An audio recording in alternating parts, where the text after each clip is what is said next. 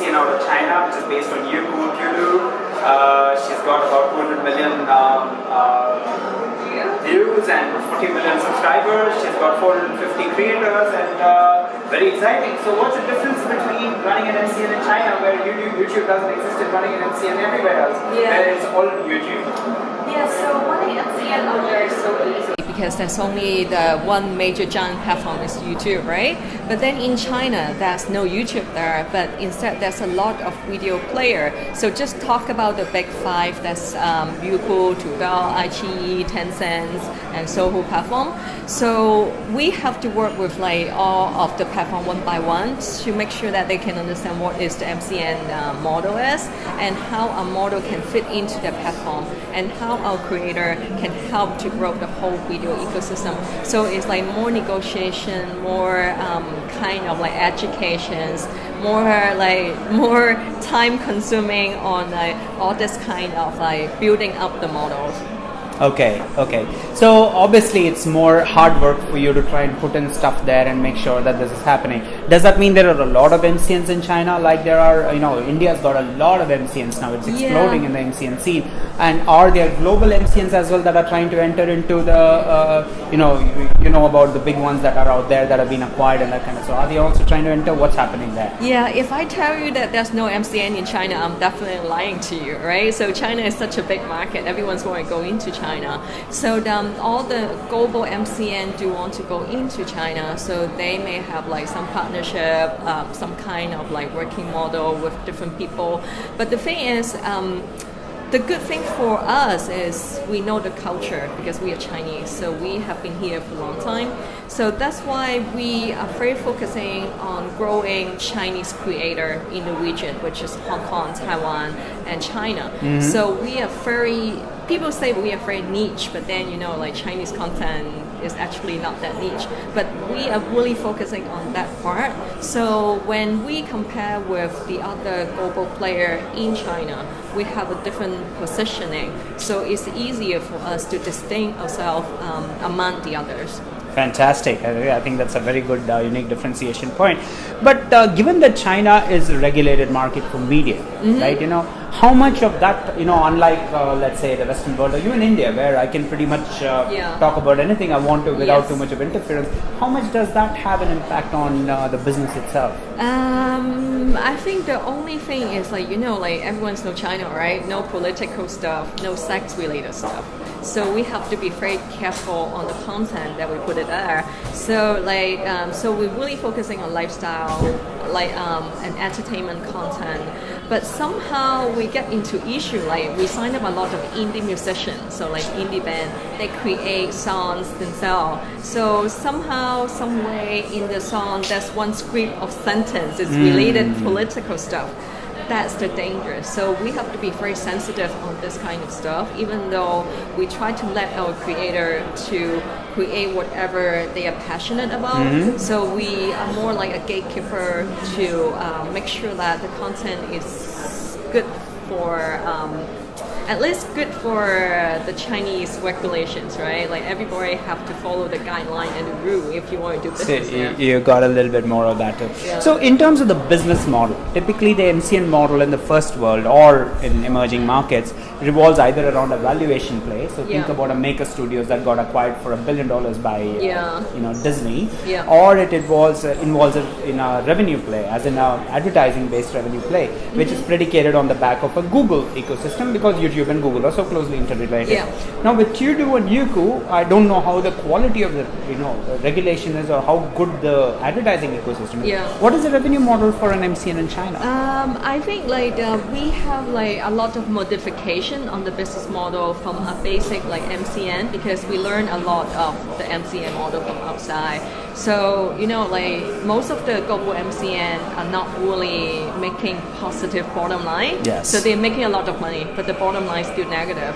So what we try is we create a B2B model. So we attract a lot of marketers to come to connect with our creators' audience. But at the same time, we also help our creator to become a celebrity, so they can make revenue through the consumer. So, especially in China, people not really want to pay for content. but they want to pay for virtual item to support their idols. So if we make a creator idol, so they basically can make money through all the virtual items that the consumer buy and give them. Okay. So that's another way that we can make revenue. And one case is there's a creator in China. Her name, she's a young girl playing LOL, is a big PC game. So she was one of the finalists in the LOL championship. So she got 21 million followers on Weibo and the other social network. So what she do is she playing games like PewDiePie, but what she do is like she will drink some soft drink, and then she will keep eating like potato chips, and then she will use her mouth and then say like, oh, I love like drinking this. If you want, you can just buy it. So then she linked people to like the Alibaba store to buy stuff, and then she got commission from the store. Wow. So that's another way of like a very smart way of doing business, right? So then she made 15 million RMB last year. Fantastic. Just by referring this kind of like e-commerce transaction. So I think like we are being smarter on getting revenue from B2B and also focusing on the B2C model. So in that case, we can be more diversified and getting like a much stronger business model. This is very, very interesting. So, coming back to the content creators, you mentioned that your dominant source of content is Taiwan, Hong Kong. I'm sure Korean stuff is also, K-pop is also something that's relevant. No. It's not really in China? Okay. Yeah. K-pop is relevant in China, but we are not. You are not into that space, right? So, let's say, what is happening in terms of content creation in mainland itself? It's 1.3 billion people. Ultimately, one of the things we have figured out about India is Indians creating for Indians is much better than Indians outside of India creating for Indians. I mean, obviously, you sort of get a construct there. Yeah. So what's happening in terms of content creation? How is that ecosystem evolving in China itself? I think like starting there, like I think like like China is so big, right? As you said, like India. So like there are definitely a lot of creators there. But what I have to say is like Chinese people is not as creative. They normally like copy the concept and ideas from the others. But the younger generation actually are brave enough to try out new stuff because like they don't have burden. So they just like create something, just put it on the video platform, see whether people will see it.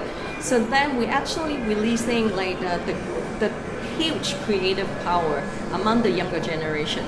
So then we basically see a lot of like funny stuff, like they're talking about jokes, they are working on like some local music stuff that we never see before. Like basically you cannot see on the major broadcaster because they have the burden, but then the younger generation don't have. So like I starting to see a lot of like younger mainland Chinese creator are trying crazy stuff and they don't care about how people comment about it.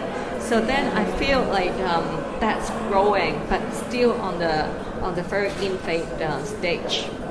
Fantastic.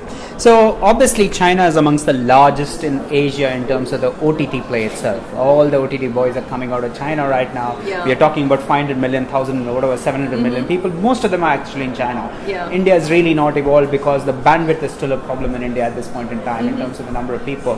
How does this entire OTT evolution that's happening impact the MCN play that you're seeing? I always feel that like TV broadcasting is a mass broadcasting medium, but with the OTT coming in, the beauty for OTT is like one-to-one broadcasting.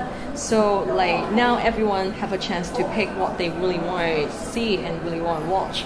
So that's a lot of global OTT player coming into China.